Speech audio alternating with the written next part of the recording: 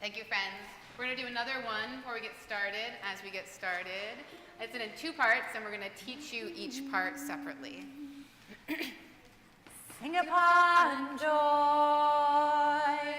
sing upon grief, sing upon the light of a new budding leaf. Sing upon joy, sing upon grief, sing upon the light of a new budding leaf. One more time. Yeah. Sing upon joy, sing upon grief, sing upon the light of a new budding leaf. Now, this second part is a little bit of a response to the first part. So it's going to go like this. Sing upon joy. What is broken be mended. Sing upon grief. What is hurt can be healed. Sing upon the joy. What is lost can be found, hid and revealed. So let's do that echo. Sing upon joy. What is broken be mended. Sing upon grief. What is hurt can be healed. Sing upon the light. What is lost can be found, hid hid and revealed. Oh, you're so good at this. Let's put the parts together. Pick a part, friends. Pick a part. Sing upon joy. What is broken be mended. Sing upon grief. What is hurt can be healed. Sing upon the light What is lost of can a be new budding leaf. Sing upon joy. What is broken be mended. Sing upon grief. What is hurt can be healed. Sing upon the light of a new budding leaf. One more time. Sing upon joy. What is broken be mended. Sing upon grief. What is hurt can be healed. Sing upon the light of a new budding leaf. What a joy to have all of your voices singing back to us this morning. Thank you. Good morning, and happy Easter, a time to celebrate resurrection in all the many forms it takes. And I know yesterday I woke up and it just felt green for the first time. It's so wonderful to see you here all this morning, newcomers, longtime members, those who are watching online. My name is Magdalene Lindeberg, and I am pleased to be your celebration associate this morning. May we gather to nurture our connections, seek inspiration, and embrace change. Joy is our theme for April. The road can feel long and the end unwritten, but joy is the spark of energy that keeps us going. What brings you joy? Who do you bring joy to? And how can we share that spark of joy with others? We have many activities this week. Please read the announcements in your order of service or check the sanctuary screens to learn more. I'll draw your attention to the questions from the strategic planning team. You can think about those, and I have two fun special announcements. The first from Madeline.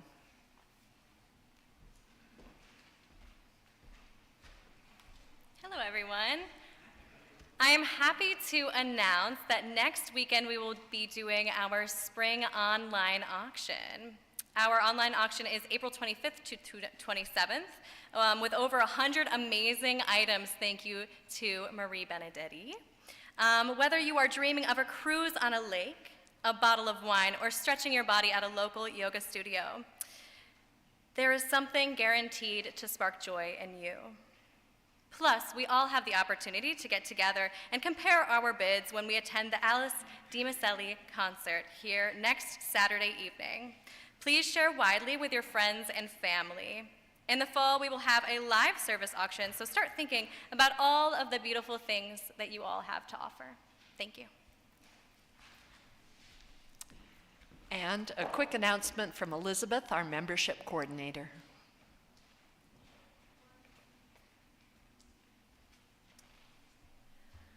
Would you like to learn more about Unitarian Universalism as a newcomer or a returning member looking for connection?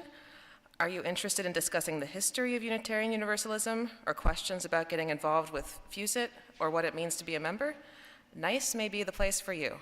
NICE stands for Newcomers, Inspired, Connected, and Engaged, and it's running on April 27th, May 4th, and May 18th after service.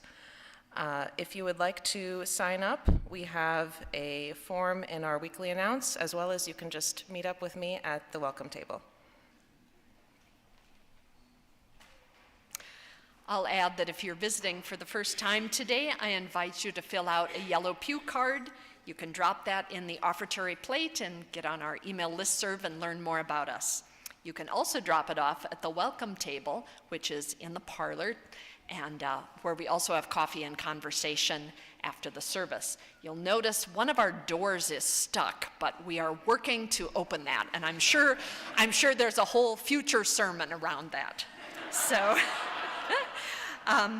and also a reminder, in the spirit of intentionally gathering in community, please take a moment and switch off your cell phones. And now, before we light our chalice, let's take a moment to greet those around us.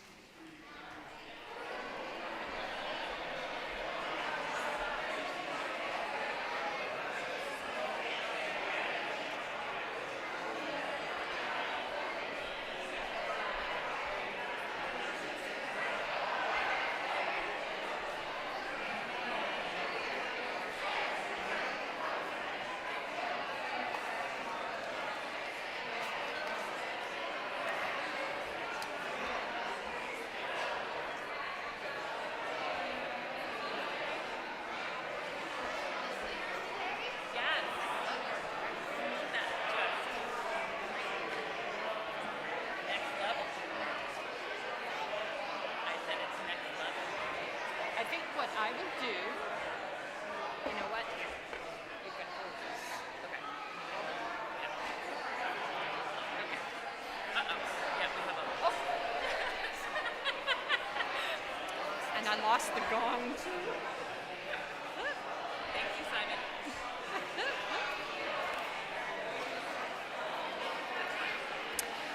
Is this going to go? Yeah. Oh, sure. Have faith.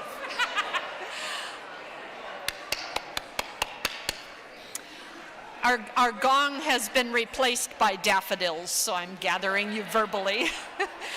The daffodils aren't as loud. Our chalice is going to be lit by Jessica Brown and her family. Please join me in the chalice lighting words on the screen and in your order of service. Today, we light this chalice for the warmth of love, the light of truth, and the energy of action.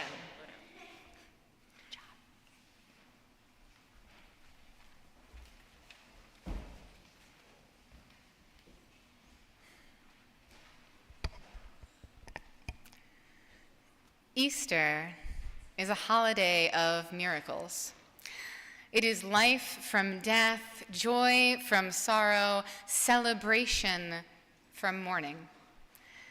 Easter reminds us that all is never lost, that the story continues as long as we are here to tell it.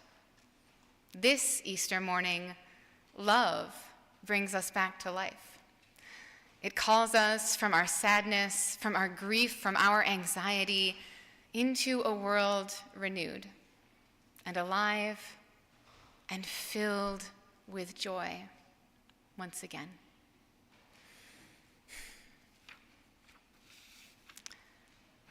Friends who are going to help with our baskets this morning, you can come on up and grab a basket for our Side with Love collection. And I invite everyone to rise in body or spirit for our opening hymn, number 1008, or you can find it up on the screen, When Our Heart is in a Holy Place.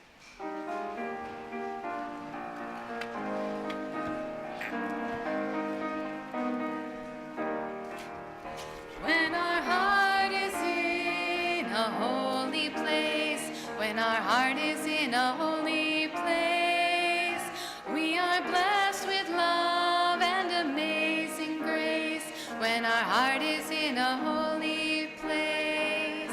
When we trust the wisdom in each of us, every color, every creed and kind, and we see our faces in each other's eyes, then our heart is in a holy place. When our heart is in a holy place, when our heart is in a holy place, we are blessed with love and amazing grace, when our heart is in a holy place. When we tell our story from deep within, and we listen with a loving mind, and we hear our voices in each other's words, then our heart is in a holy place. When our heart is in a holy place, when our heart is in a holy place, we are blessed with love and amazing grace, when our heart is in a holy place.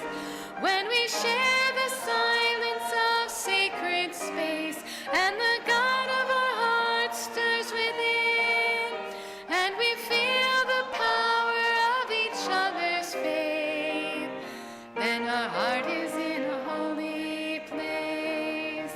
When our heart is in a holy place, when our heart is in a holy place, we are blessed with love and amazing grace, when our heart is in a holy place, when our heart is in a holy place.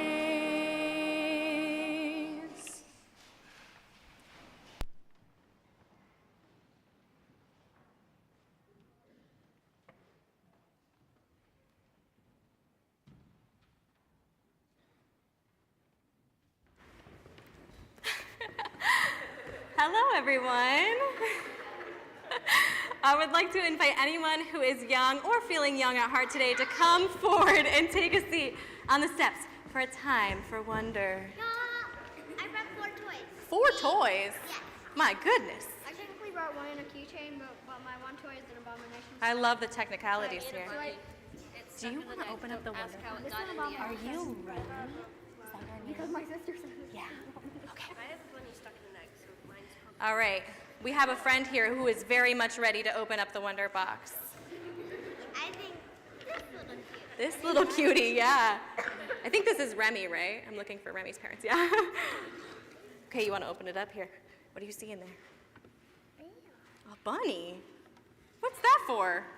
Easter bunny. Easter bunny. Is Easter. Today is definitely Easter. Easter is a holiday from the Christian tradition that celebrates the miracle of the resurrection of Jesus. A lot of Easter symbolism we see today, like eggs and bunnies and chicks, come from other older traditions celebrating spring and the renewal of the earth. So I have a fun book for you that I would love to share called Rabbityness. That's why you have your hands. Okay, you ready? Here, I'm gonna sit here next to this. Does anyone want to hold my rabbit for me? Me. Here, wait. What's your name? Emerson. Hi, Emerson. It's nice to meet you. I'm Madeline. You're the master bunny. I am the Madeline bunny today. All right. You're all This white. doesn't quite fit me. This is You're for all sure white. for children. I can't see. All right. There's also, the books are on these lovely screens here, this pages. So if you can't see my book, you can look up at the screens and that might help, okay? So we have Rabbityness by Joe Empson. And this was borrowed by the Tompkins County Library, right? Yeah, see? Support local. How do we move it? It doesn't. Oh. Okay, ready? Rabbit liked doing rabbity things. Rabbit liked hopping. Rabbit liked jumping. Rabbit liked twirling his whiskers.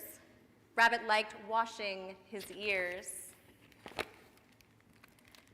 Rabbit liked burrowing. And Rabbit liked sleeping. Rabbit also liked doing un-rabbity things.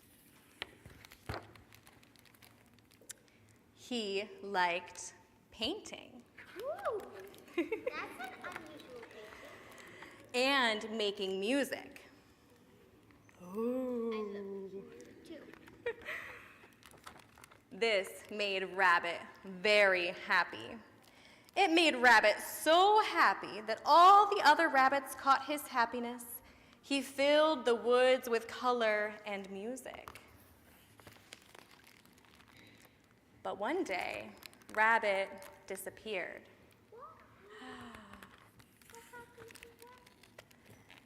The other rabbits were very sad. They couldn't find him anywhere. The woods were quiet and gray. All that Rabbit had left was a hole, a deep, dark hole. But down the deep, dark hole, Rabbit had left them some gifts. There were lots of things to make color and music.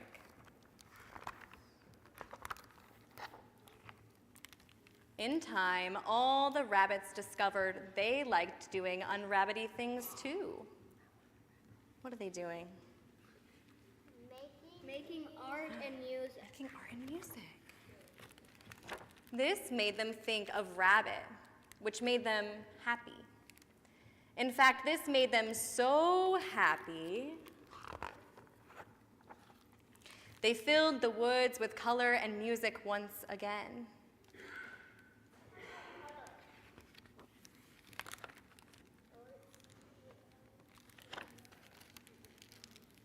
Yes, Rua? Did Rabbit pass away? That's a great question. Rabbit disappeared. So thank you for sharing this story with me. In our story, Rabbit shared his love of colors and music with all the other rabbits. And then, even when he was gone, even in that sadness, he left behind a little bit of joy. In the story of Jesus' resurrection, even after he died, he came to continue sharing his messages of love and hope, even in grief and loss and change. There is joy left behind if only you believe enough to search for it. Parents and caregivers, if you have not registered your young person for RE, please remember that it is required to participate. You can find the QR code in the parlor. I invite any young people who would like to join me in RE to come out into the parlor with me now, as well as all parents and caregivers who might still need to sign their children in. And for the rest of you, please sing Our Children and Youth on Their Way with Where You Go, the words to which you can find on these beautiful screens.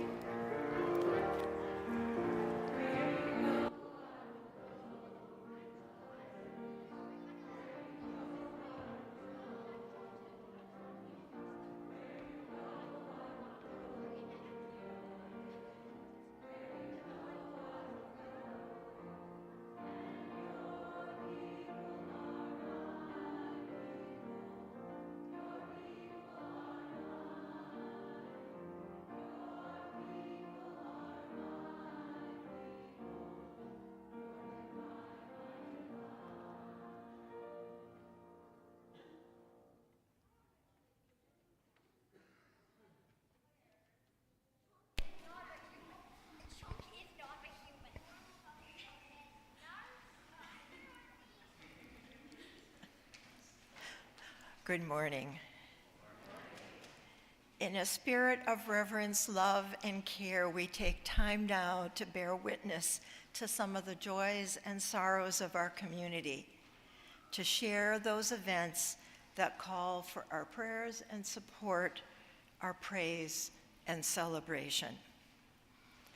From Joanne Kowalski, a hearty appreciation to Jackie Jablonski and Phil Terry, who were instrumental in the success of providing 7 meals to our community members at the Code Blue shelter over the last several months. Jackie organized the volunteers to shop, prepare and deliver the meals to the shelter, Phil was on hand on the day of meal preparation and delivery to assist with the logistics of carrying, loading, and unloading.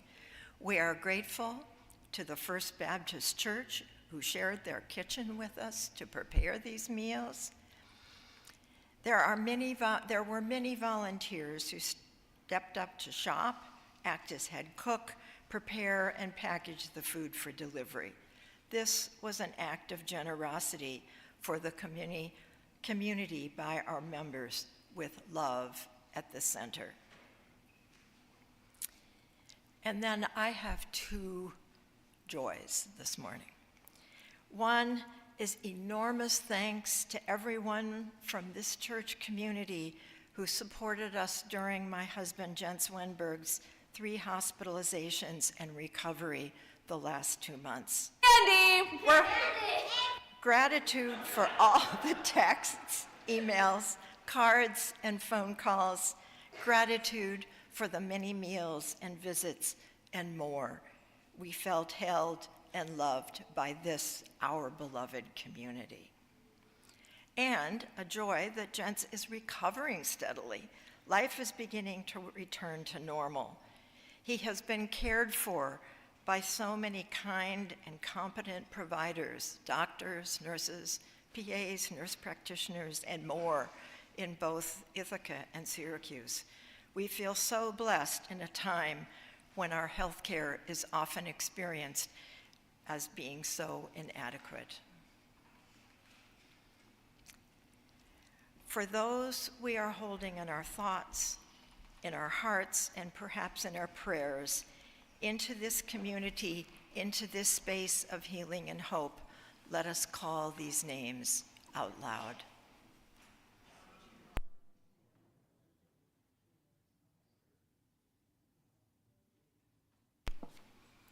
Or speak them silently in your heart.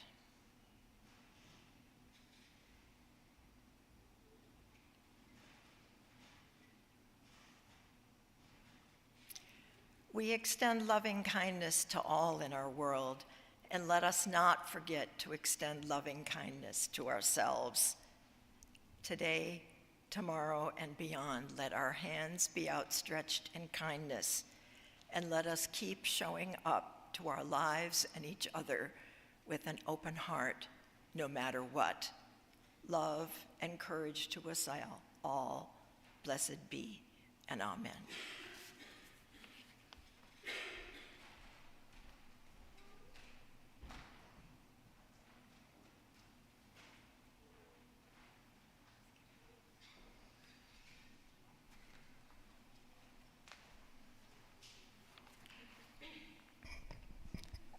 Well, good morning, everyone. I'm Don Barber, and I'm also the church's treasurer.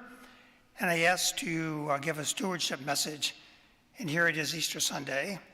So my message will align with an Easter message of renewal. Many of you will remember our vibrant pre-pandemic community with stimulating spiritual leadership, a growing RB program, inspiring musicians, and many teams providing us with opportunities for community engagement.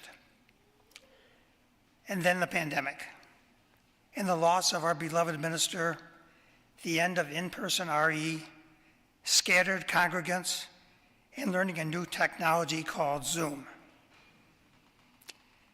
and a shared concern of what would become of us. Well, since the pandemic, we have leaned into renewal.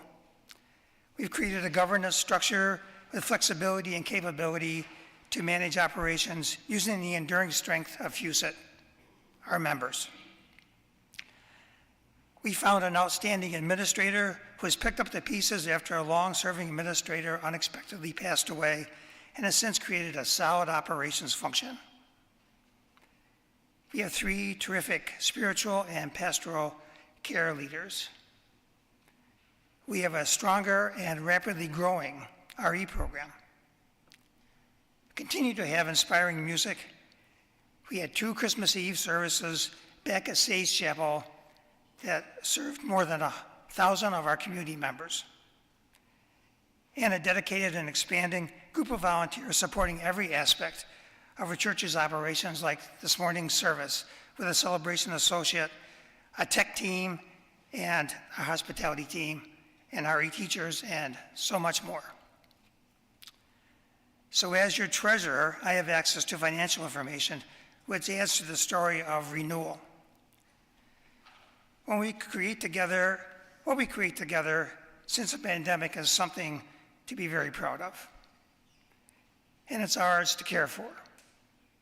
Stewardship is the careful and responsible management of our community. So the slide behind me shows the expense and revenues from pre-pandemic in 2019 to the present. And you see a slight blip in the years 21-22 when we received the federal PPP, which is the Paycheck Protection Program, which provided a cushion to keep our staff while our community operations were being severely curtailed. But since then, expenses for rebuilding our programs and activities have grown, as we would expect, but our revenue growth has lagged. The impact of expenses exceeding revenue is shown on this slide. So other than the one-year boost from the PPP, we have been using our cash reserves from pledging, but they're not, we've been using all those to support operations and growth. Sorry, I skipped a line.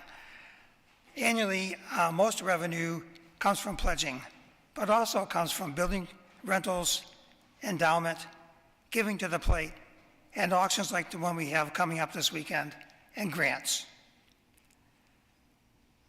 So the last slide behind me is a graphic. It shows where we were prior to the pandemic, when we had a small cohort of long-term members giving over a third of the total pledge dollars. Over the past couple of years, that group has shrunk to 1. And so in spite of many of us donating an increased amount each year, we are making only limited progress against the loss of pledge dollars from those generous but shrinking cohort. So the financial story is that we are responsibly funding our renewal while simultaneously adjusting our funding paradigm for natural changes beyond our control.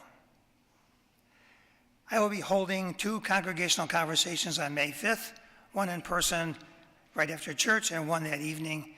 And I urge you to join me to learn more about our financial health and through the budget, our plans for next year. The budget team will be presenting a budget at our May 21st annual meeting, which seeks to continue providing operating funds to nurture what we currently have and so desperately need in these times of chaos. On the revenue side, we need to exceed the goal of $350,000 in our pledges. It's a goal that we as stewards are invested in. You see, pledging is what we do to be in community. Stewardship happens when we give generously of our time and our treasure. Together, we are making a stand for UU values and liberal religious presence in our community. Thank you.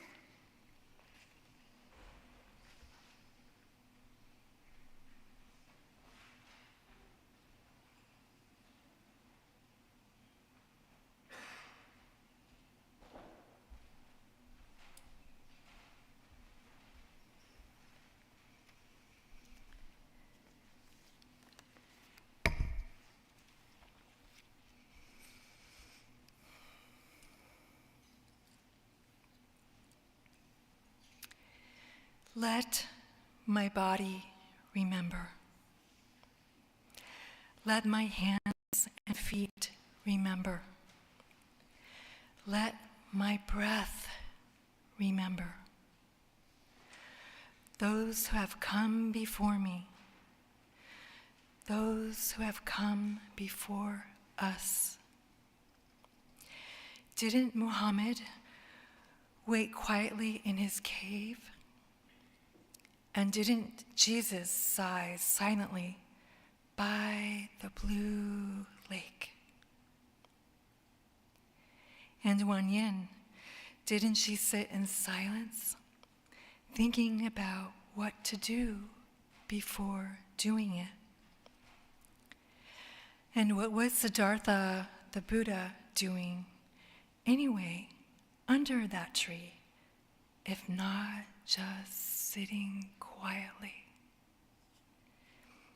And Susan B. Anthony, didn't she push back from her desk and take a breath now and then? And Florence Nightingale, didn't she put down her nurse's hat and think silently about what to write? In her essay on mysticism before she actually wrote it, and Sophia Faz, didn't she stop telling stories sometimes and just sit there? And didn't Black Elk just notice the sunlight glancing off his chair sometimes? And Starhawk, does she only talk and write, or does she too keep silence? Let us remember them all with our bodies, with hearts open. Let us remember them with silence. They too knew.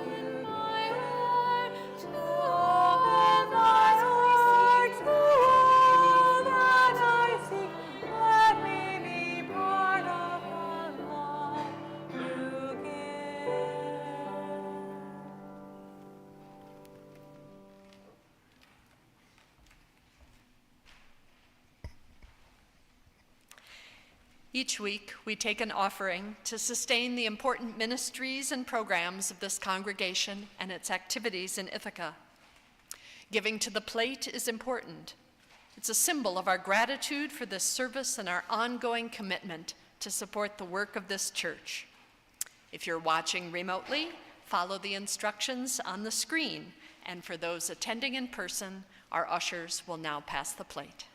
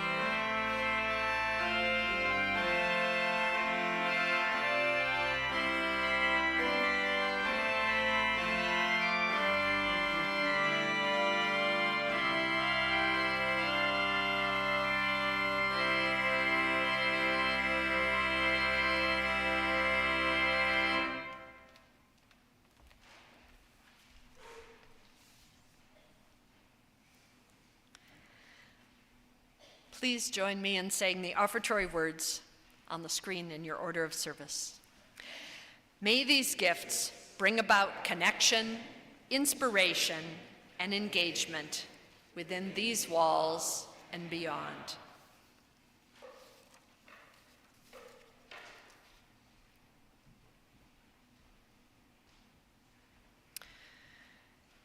In this life, we women are many things.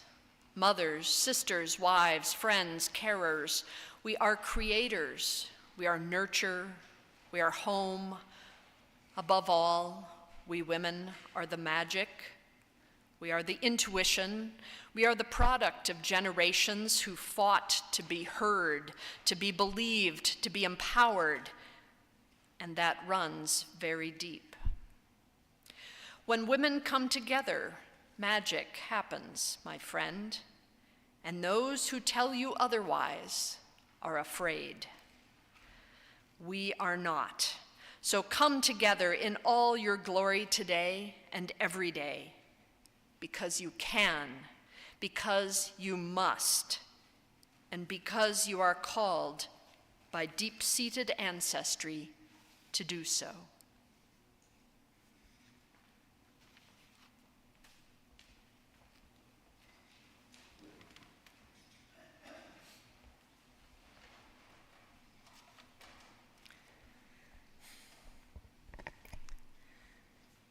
In the story of Jesus' resurrection, as told in the Christian Bible, it is the women who are the first witnesses to the miracle.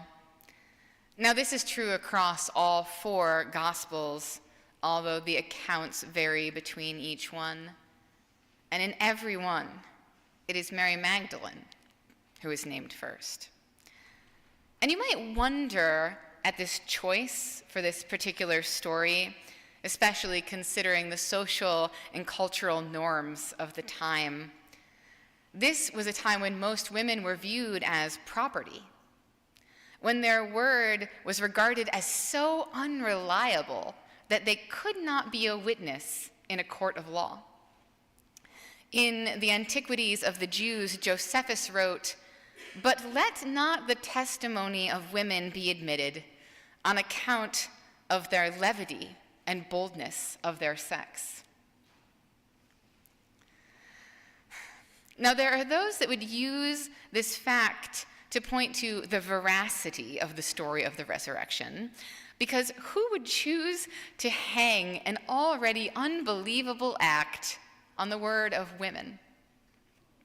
Why not change the story to make it more credible? After all, the Gospels were written 30 to 70 years after Jesus' death, and all of those texts were written by men who could have written the women's roles right out. But all 4 books agree. Not only were the women there, but they were the ones to whom the angels spoke. They were the ones that Jesus told the good news and asked to share the joy of his return. And perhaps it was honesty that spurred them all to document the events the way that they did and include the women. But it may also have been that by the time they wrote down the story, that 30 to 70 years later, that it was so widespread that so many people had heard it that to change it would invalidate those words with the people. It's possible it meant that at that point they could not refute it. And yet this apologist view doesn't actually sit well with me, because the women were not believed, even by the disciples themselves. In fact, the response of the men when the women told them what they saw and heard, as written in Luke, was, "But these words seemed to them an idle tale or nonsense, and they did not believe them." Which was after the women had to go and find them, by the way, since the men weren't even there. It was the women who stayed with Jesus as he died on the cross, who stayed when his body was carried to that borrowed tomb, who were still there or had returned when the time came to anoint his body. In this passage, the word from ancient Greek, apisteo, that is translated to mean did not believe, has other possible translations as well. It can also be understood as to be unfaithful to, or to betray a trust. So this line could be understood as, by the men dismissing their words, they were being unfaithful to the women. They were betraying their trust. Or possibly even, they were being unfaithful to the very miracle of the resurrection itself. And I think it's important to note here that the author didn't write that the women were not believed, but wrote, "They did not believe them." It puts the onus here back on the men for their lack of faith. And how many of us, regardless of our sex assigned at birth or our current gender identity, have experienced someone in a position of power or authority not believe us, not listen to or give credence to a truth that we are trying to tell them, have had our words or experiences ignored and discounted? And this happens at work, in school and educational settings, and even within our families. And how often have we been the ones who are unfaithful? But that isn't the only place in this story where the women were not believed, just the most explicit. In the Gospel of John, he and Peter went to check the tomb themselves after hearing that it was empty from the women, not even believing that much. Now, Mark, I find it to be a little bit tongue-in-cheek about the whole thing. The original text ends with, "Trembling and bewildered, the women went out and fled from the tomb. They said nothing to anyone because they were afraid." Other verses were added later, but the original ends there. I see this as a kind of sly wink to the reader, because of course people found out about the resurrection. So obviously these poor females who were too frightened and weak to even speak of this must have spread the news. Just women, doing the work, getting things done, like we always have.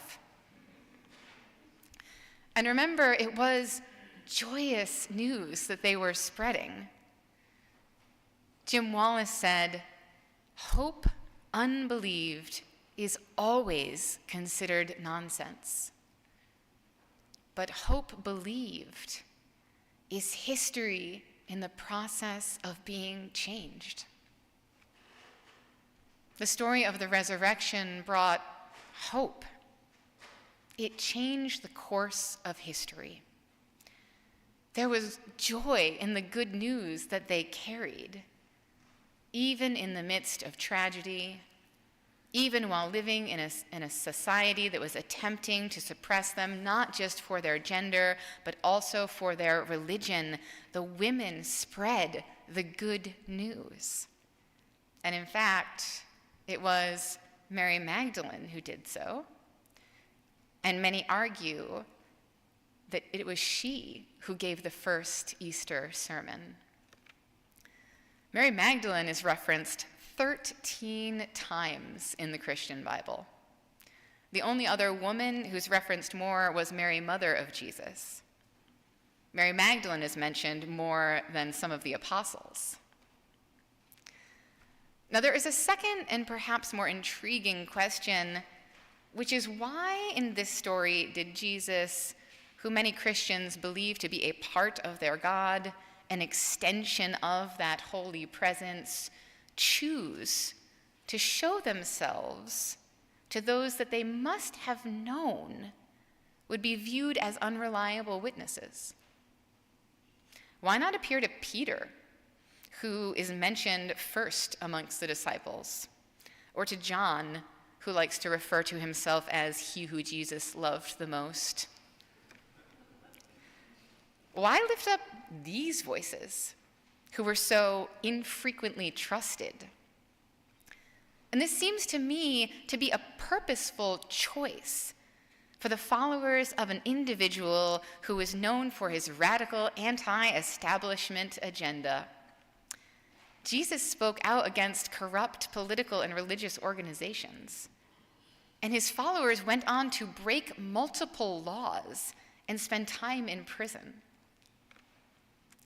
So this choice to have Jesus and the angels appear to the women, to me, seems intentional, and just another way that these readings work to subvert the expectations of the reader. Now, some of you might be familiar with the Gospel of Mary. So this is an ancient text that was perhaps just a little bit too late to be considered a part of the canonical works of the Christian Bible. Historians place it somewhere in the 2nd century. But even if it was a little bit earlier, the content may have exempted it from that place of status. Now, the text was found rather recently as far as it goes, with 3 fragments found in different places throughout the world in 2 different languages, Coptic and Ancient Greek. So what this means is this text must have circulated widely at the time, and yet it is not mentioned anywhere outside of the manuscripts containing that text. It's not cited by any of the church fathers. It's not listed in any of the discussions or lists of canonical books. And maybe this is why. Towards the beginning of it, the text reads, Peter said to Mary, "Sister, we know that the Savior loved you most, or more than the rest of the women." Okay, interesting, right? So we already know that she's mentioned by name a lot. So we know that she held a place of prominence, regardless of the smear campaign against her that came in the 6th century by Pope Gregory, right? The Gospel of Mary is believed to have been words shared by Mary Magdalene about an encounter she had with Jesus after he died.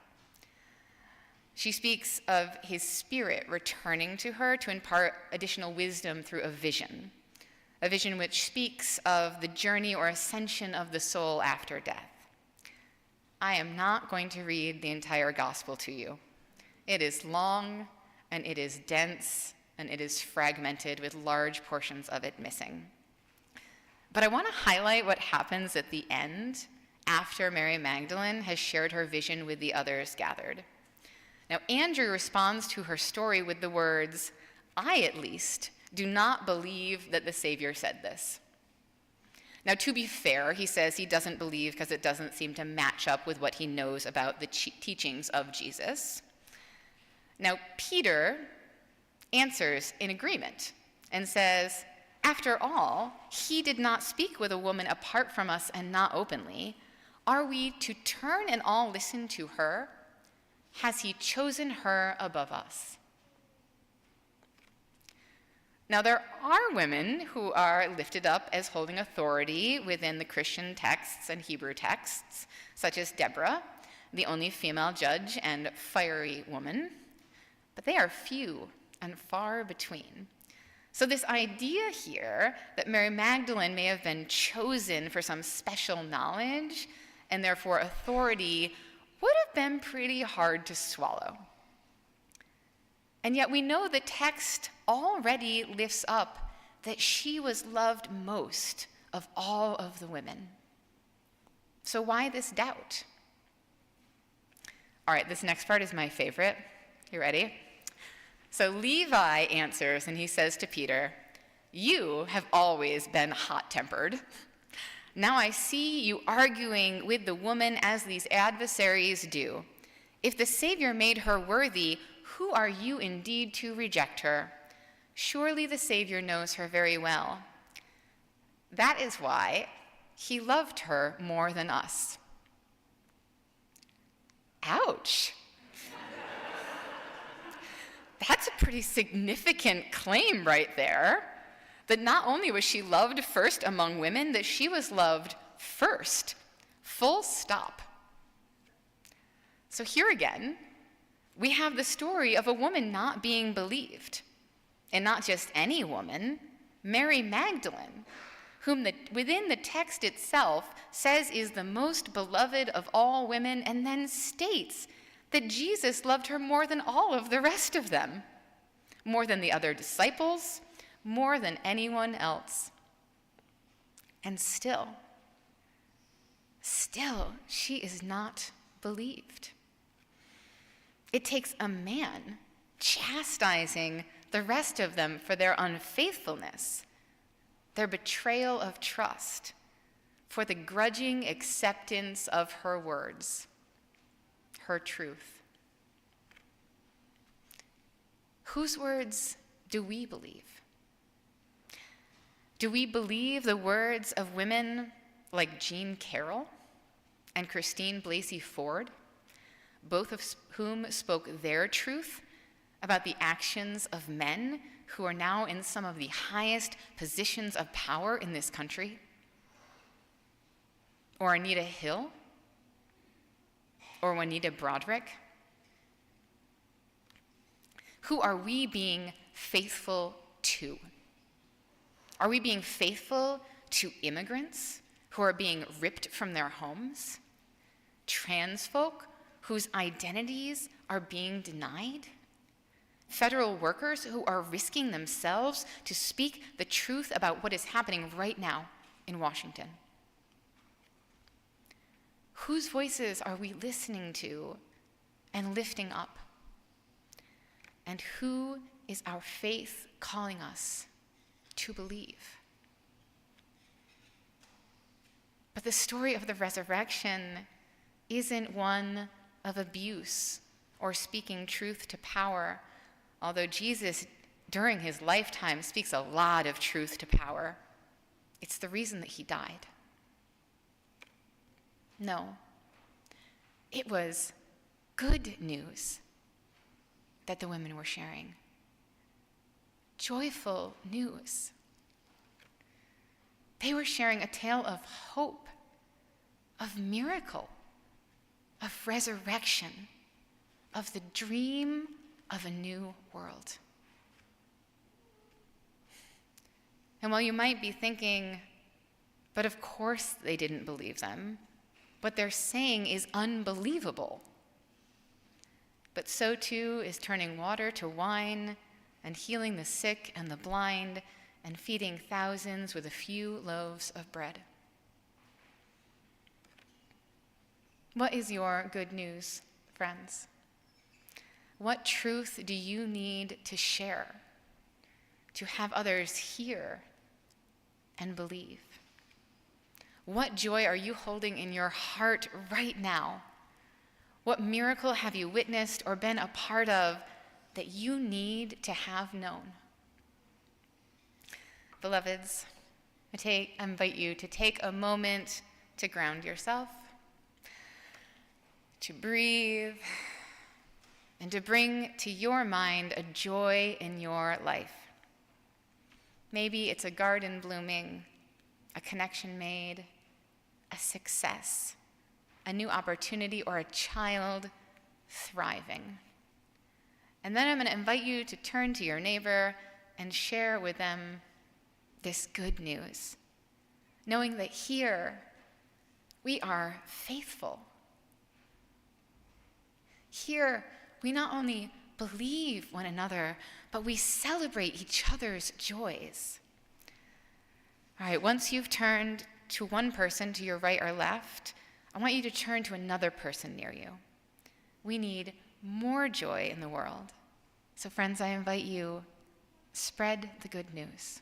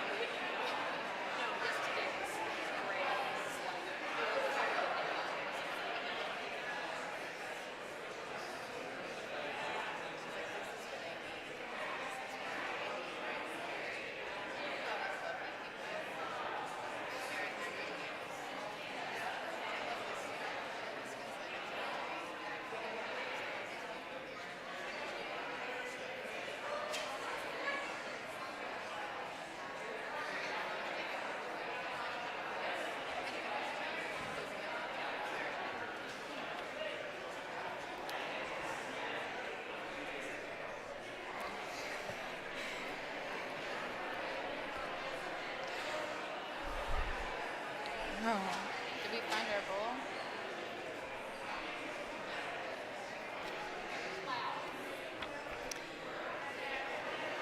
Friends, I celebrate your good news with you. I'm going to invite you to continue in good news during coffee hour, which is going to happen right after the service. But for right now, I'm going to invite you to rise in body or spirit and sing with me, Do You Hear, which you can find up on the screens or number 112 in your gray hymnal.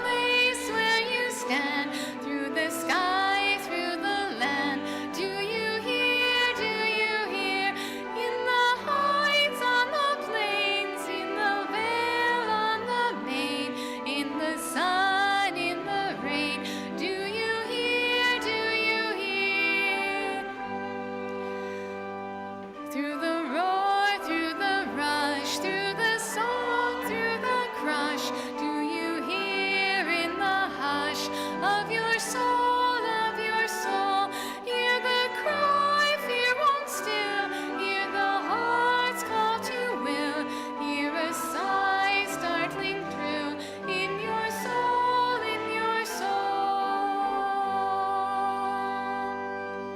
From the place where you stand to the outermost strand, do you hear, oh my friend?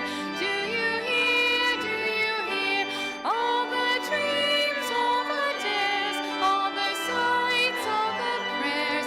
They are yours, mine and theirs. Do you hear?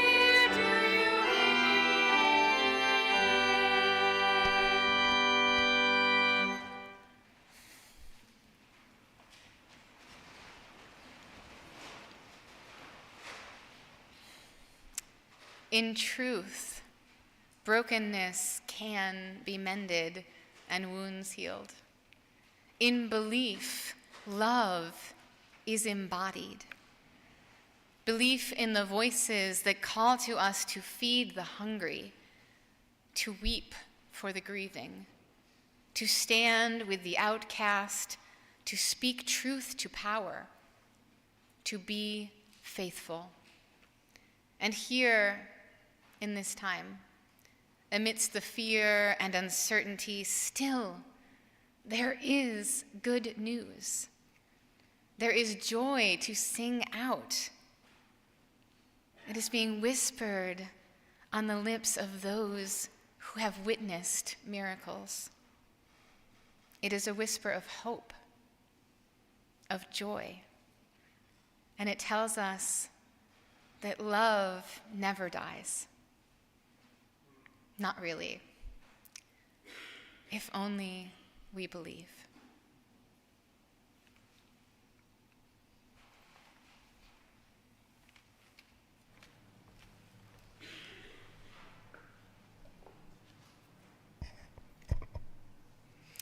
We extinguish this flame, but not the light of truth, the warmth of community, or the fire of commitment.